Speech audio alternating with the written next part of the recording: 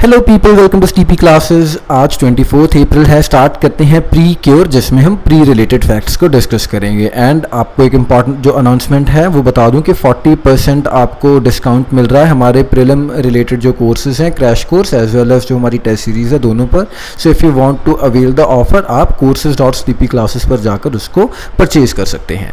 ठीक है जी। तो आज के वीडियो में हम 4 चीज़ों के बारे में बात करेंगे। सबसे पहले बानेश्वर फेयर है, उसके बाद पॉवर्टी इन इंडिया के बारे में कुछ बातें करेंगे।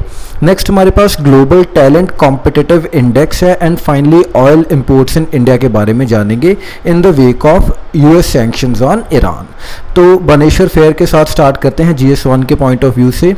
बानेश्वर जो जगह है वो डूंगरपुर डिस्ट्रिक्ट राजस्थान में लोकेटेड है, एंड ये कॉन्फ्लुएंस के ऊपर लोकेटेड है of the Som and Mahi rivers. तो इन दोनों रिवर्स का जो ओरिजिनेटिंग पॉइंट है उसके बारे में थोड़ा जान लीजिए, एंड इसका मैप देख लीजिएगा।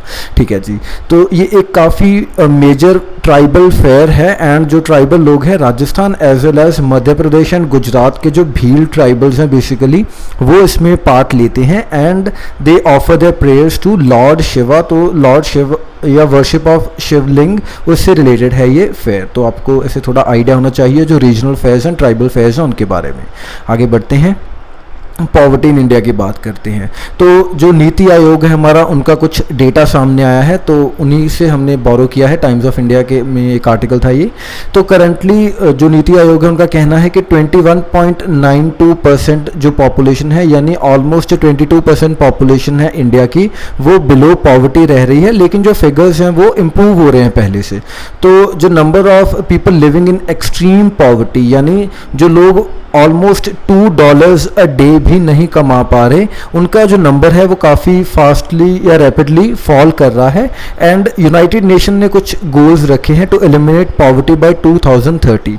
तो उन गोल्स में इंक्लूडिंग एलिमिनेशन ऑफ पॉवर्टी कुछ और इम्पॉर्टेंट चीज़ें भी हैं, यानी सिर्फ हमें इनकम पॉवर्टी जो है उसी को दूर नहीं करना, बल्कि इसके साथ 4 बेसिक एमिनिटीज़ हैं, उनको भी इंश्योर करना है कि मिनिमम जो इकोनॉमिक सिक्योरिटी है वो भी हम इंश्योर कर पाएँ। तो उसके साथ साथ जो 4 बेसिक एमिनिटीज़ हैं बेसिकली, उनको भी हमने इंश्योर करना है। तो उनको फेसेस ऑफ पॉवर्टी का नाम दिया गया है। तो 4 जो चीज़ें हैं वो क्या क्या हैं। सबसे पहले अगर हेल्थ सेक्टर की बात करें तो साथ में फिगर्स भी हैं नीति आयोग के कि 28.7% जो हाउस होल्ड्स हैं उनमें से एटलीस्ट एक जो इंसान है वो या उनका जो मेंबर है वो हेल्थ स्कीम या किसी हेल्थ इंश्योरेंस के अंडर कवर्ड है। तो इसको बेसिकली हमने 100% करना है अंडर द UN टारगेट्स या जो UN के गोल हैं। 36.4% जो पॉपुलेशन है वो सोशल बेनिफिट्स को रिसीव कर रही है अंडर द मैटर्निटी बेनिफिट्स, तो इनको भी 100% करना है। सो एक तो हेल्थ सेक्टर है, दूसरा मैटर्निटी, जो मैटरनल डेथ्स होती हैं बेसिकली, या मैटरनल मोर्टेलिटी है, वो एक फैसेट है पॉवर्टी का, तो उसको भी रिड्यूस करना है।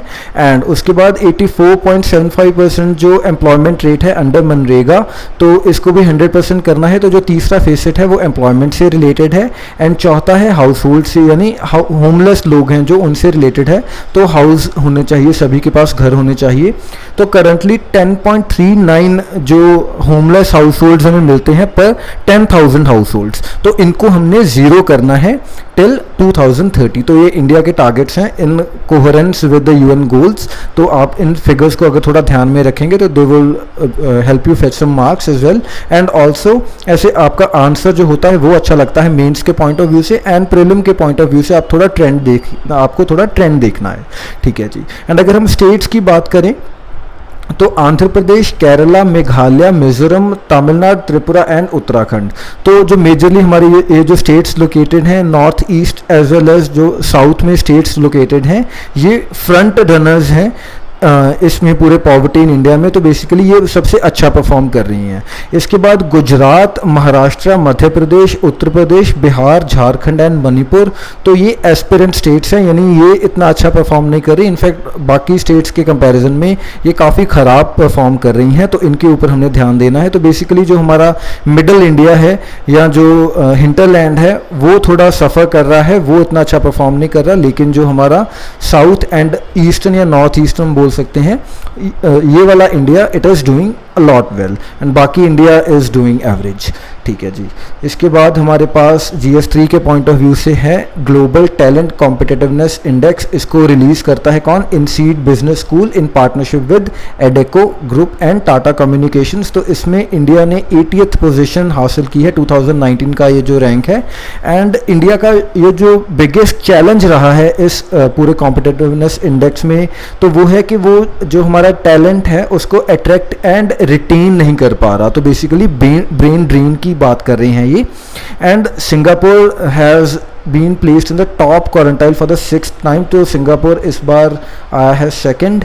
एंड जो टॉप रैंकिंग कंट्रीज़ हैं उनके कुछ ऐसे कोहेरेंट जो कैरेक्टरिस्टिक्स हैं उनकी बात की जा रही है। तो उनमें जो बेसिक चीज़ें हैं सभी में जो कॉमन पाई जा रही हैं वो है talent growth and management as a central priority. तो गवर्नमेंट का फोकस है इस चीज़ के ऊपर। उसके बाद ओपननेस टू एंटरप्रेन्योरियल टैलेंट, यानी जो स्टार्टअप्स हैं बेसिकली उनको भी इक्वल अपॉर्चुनिटीज़ देने के ऊपर काम करने की बात है। सोशो इकोनॉमिक पॉलिसीज़ कुछ इस तरह की हैं। स्ट्रॉन्ग एंड वाइब्रेंट जो इकोसिस्टम्स हैं इनोवेशन के बेसिकली उनको वो प्रमोट कर रही हैं। तो ये कुछ कोहेरेंट फैक्टर्स हैं, कुछ कैरेक्टरिस्टिक्स हैं जो उन टॉप रैंकिंग कंट्रीज़ में जो कॉमनली पाए जा रहे हैं। तो इंडिया को अब कुछ लेसन ड्रॉ करना चाहिए इनके ऊपर। आप वैसे इन्हीं लाइंस के ऊपर आप अपने जो अगर हम बात करें पॉवर्टी या फिर यूथ से रिलेटेड आंसर्स को भी इन एंगल्स के ऊपर, इन टेंजेंट्स के ऊपर आप लिख सकते हैं। इसके बाद हमारे पास ऑयल इंपोर्ट्स इन इंडिया की बात करते हैं। तो इंडिया की अगर हम बात करें तो it is world's 3rd biggest oil consumer. तो आफ्टर चाइना एंड यूएस, दोनों का जो फर्स्ट एंड सेकंड रैंक है चाइना एंड यूएस का वो शिफ्ट होता रहता है। तो करंटली आपको मुझे बताना है कि 2018-19 का जो फाइनेंशियल ईयर रहा उसमें कौन टॉप पर था। ठीक है जी। एंड उसके बाद इंडिया ने अपनी 3rd जो पोजीशन है वो उसको रिटेन करके रखा हुआ है। एंड जो 80% इंडिया के क्रूड ऑयल की डिमांड है एंड 40% जो नेचुरल गैस की डिमांड है वो इंपोर्ट्स के थ्रू मीट की जा रही है। Domestic oil and natural gas production जो है पिछले कुछ सालों से कम हो गया है एंड हमने और भी ज़्यादा रिलाई करना स्टार्ट कर दिया है ऑन द इम्पोर्ट्स। तो ये एक ट्रेंड आपको नोट करके रखना है। एंड ऑल्सो जो इंडिया है it is Iran's top oil buyer after China. तो जो अगर हम एक्सपोर्ट्स की बात करें ईरान के पॉइंट ऑफ व्यू से, तो सबसे ज़्यादा एक्सपोर्ट्स ईरान करता है चाइना को ऑयल इम्पोर्ट्स, एंड दूसरे पर इंडिया है। एंड अगर हम 2018-19 की बात करें तो इंडिया ने अराउंड 23.5 मिलियन टन जो ऑयल है वो ईरान से ही इंपोर्ट किया है। लेकिन ईरान इंडिया का 4th लार्जेस्ट सप्लायर है ऑफ ऑयल इन 2018-19। तो दोस्तों आपको पहले, दूसरे और तीसरे नंबर के बारे में रिसर्च करके मुझे कमेंट्स में ज़रूर बताना है कि कौन है हमारे नंबर 1 पोजीशन पर, 2 पर एंड 3 पर। तो इराक एंड सऊदी अरेबिया में से कोई एक होना चाहिए, जो मैंने लास्ट पढ़ा था। अब आपको मुझे अपडेट करना है। ठीक है जी। तो इंडिया की जो क्रूड बास्केट है इसके बारे में, क्रूड ऑयल बास्केट है इसके बारे में आपको पता होना चाहिए, यानी जो हमारा रेट है वो कैसे डिसाइड होता है। तो एवरेज लेते हैं हम Dubai, Oman and Brent crude की जो बेंचमार्क्स हैं इनसे, एंड इनका जो प्राइस है जो इनमें ट्रेंड देखा जा रहा है कि वो भी बढ़ता जा रहा है in the last few months या few years we can say. And US ने, अगर आपको याद हो, जब सैंक्शंस लगाए थे ईरान के ऊपर तो इंडिया को एक वेवर दिया था कुछ टाइम के लिए। It was a 6 month waiver and सिर्फ इंडिया को नहीं बल्कि 8 अदर कंट्रीज़ को भी ये वेवर मिला था। तो इस वेवर का नाम था सिग्निफिकेंट रिडक्शन एक्सेप्शन, SRE। तो इस टर्म को थोड़ा ध्यान में रखिएगा, there could be a potential question. जैसे एक क्वेश्चन इस कॉन्टेक्स्ट में भी आया था कि जो हमारे सोलर पैनल्स थे, बेसिकली इंडिया एंड यूएस का एक डिस्प्यूट चल रहा था, उनसे रिलेटेड भी 2017 में एक टर्म उनसे रिलेटेड थी, तो उसको डायरेक्टली पूछ लिया गया था कि ये इनमें से किस सेक्टर से जो रिलेटेड है। तो ऐसे questions they can be there. तो इसलिए इन टर्म्स को स्पेसिफिकली जो किसी स्पेसिफिक चीज़ से, किसी सेक्टर से रिलेटेड होती हैं, इनको आप इग्नोर नहीं कर सकते। तो इसीलिए सिग्निफिकेंट रिडक्शन एक्सेप्शन जो है वो कौन से सेक्टर से रिलेटेड है, हमारे ऑयल इंपोर्ट से रिलेटेड है। एंड इसी के अंडर 6 मंथ का वेवर मिला था 8 कंट्रीज़ को, जिनमें India, China, Japan, South Korea, Taiwan, Turkey, Italy and Greece. तो ये 8 कंट्रीज़ जो शामिल थी, इन सभी को वेवर मिला था। लेकिन अब यूएस ने मना कर दिया है कि they won't be extending this waiver further on. इसके बाद जो इंडियन कंसोर्टियम है उन्होंने मिलकर कुछ विदेशों में ऑयल फील्ड्स में एक्सप्लोरेशन एंड प्रोडक्शन का काम लिया हुआ है। तो ये थोड़ी इंपॉर्टेंट है उस हवाले से चीज़। तो जो हमारा ये ONGC विदेश लिमिटेड है, इंडियन ऑयल कॉरपोरेशन है, and Bharat petro resources limited है जो कि भारत ऑयल का है, तो इन तीनों ने मिलकर 10% स्टेक लिया है in lower Zakum offshore oil field जो कि UAE में लोकेटेड है।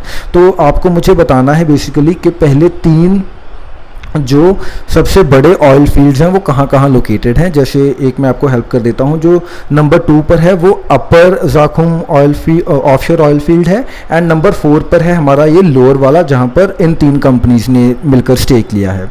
एंड इसके बाद IOCL जो है उन्होंने 17% स्टेक लिया है इन ओमान्स मखाइजना ऑयल फील्ड, जो भी इसका नाम है, please correct me in the comments if you know the correct pronunciation. Okay, तो आपको पता होना चाहिए कि पहले एंड तीसरे नंबर का जो ऑयल फील्ड है सबसे बड़ा वो कहाँ पर लोकेटेड है, एंड सेकंड एंड फोर्थ पर है हमारा अपर एंड लोअर जो जाखूम ऑयल फील्ड रिस्पेक्टिवली।